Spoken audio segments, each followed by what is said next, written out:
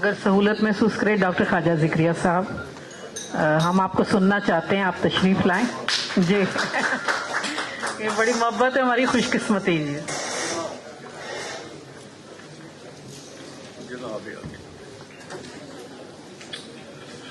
بسم اللہ الرحمن الرحیم. خواتین و حضرات اور اسٹیج پر رونق افروز جو بھی میرے دوست احباب تشریف فرما ہے، وہ سب علم و ادب کے ستون ہیں. صحیح معنی حقیقت یہ ہے. اور میرا ان لوگوں سے بہت پرانا رابطہ ہے، سب سے.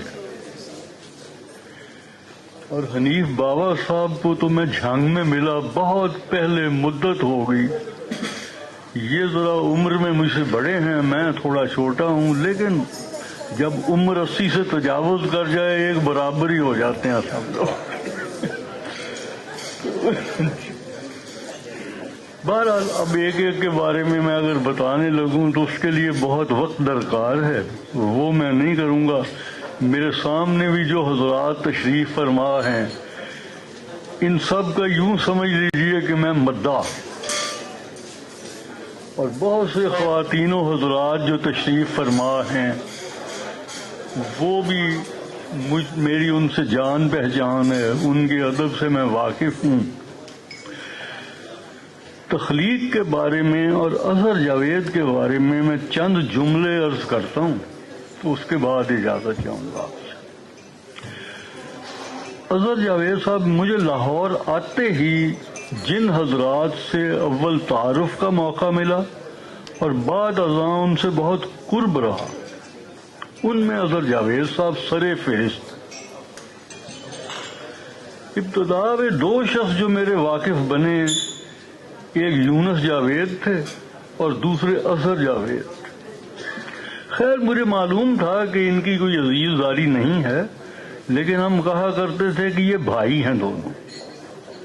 بہت قرب تھا ان لوگوں کا، اور وہ الحمدللہ کہ طویل عرصہ جاری رہا. اور اب یہ خدا کی رضا ہے کہ اظہر جاوید صاحب دنیا سے ہم سے پہلے تشریف لے گئے، اور ہماری باری بھی ظاہر ہے آ ہی جائے گی، سب کو پوری کرنی ہوں گی اپنی اپنی باریاں. تو لیکن جب سے تخلیق کا اجرا ہوا تو اظہر جاوید صاحب برابر مجھے اپنے ساتھ رکھتے تھے، اور پہلے شمارے سے میری نظم و نثر اس میں چھپنی شروع ہوئی. اور اظہر جاوید صاحب مجھے شاگرد انہیں کبھی نہیں سمجھا، نہ میں ان کا شاگرد تھا نہ وہ میرے شاگرد تھے، لیکن وہ بڑی حوصلہ افزائی فرماتے تھے کہ مجھ سے مشورہ کیا کرتے تھے. اور اس کے علاوہ یہ بھی تھا کہ انہوں نے مجھ سے اتنی محبت اور لگاؤ تھا کہ ان کے بعد لوگ آتے جاتے تھے، طالب علم بھی تھے، ہر قسم کے لوگ تھے، تو وہ بے تکلفی سے انہیں میری طرف بھیج دیا کرتے تھے.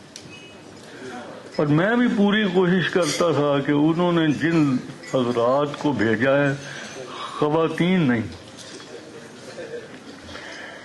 جن حضرات کو بھیجا ہے، میں ان کو جہاں تک ممکن ہو گائیڈنس، نگرانی، کچھ بتانا ہو تو اور خواتین انہی کا ڈپارٹمنٹ تھا، میرا نہیں تھا.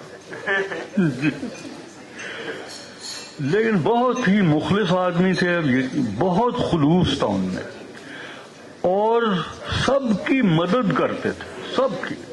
جو ان کے پاس چلا گیا اگر ان سے ناراض بھی ہوتے تھے، ان کی معاونت اور مدد، اور وہ مدد صرف علم و ادب اور اشاعت کی حد تک نہیں تھی، مالی مدد بھی تھی.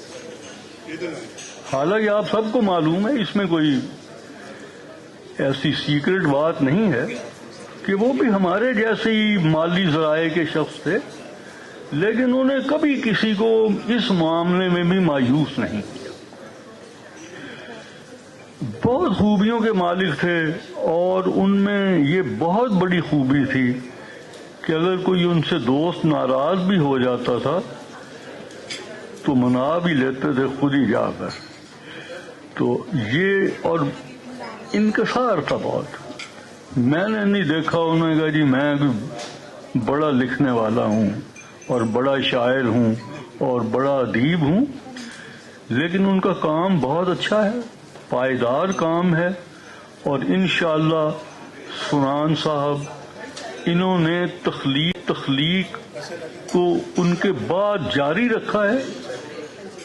واقعی لوگ خدشے کا اظہار کرتے تھے کہ بہت سے دوسرے ادبی پرچوں کی طرح یہ بھی بند ہو جائے گا، لیکن یہ ان کا کمال ہے کہ انہوں نے نہ صرف جاری رکھا اسے بلکہ اور زیادہ خوبصورت بنا کر نکالتے ہیں، اب تک نکالتے ہیں. اللہ ان کو ہمت دے، توفیق دے کہ اس کام کو جاری رکھیں، اور یہ ادب کی بہت بڑی خدمت ہے. تو میں آپ سب کے شکریہ کے ساتھ یہ چند لفظ بولنے کے لیے یہاں حاضر ہوا ہوں. تو امید ہے کہ آپ میری اس جسارت کو گوارا کیا آپ نے، اور اب میں اجازت چاہتا ہوں کہ وہاں بیٹھ جاؤں.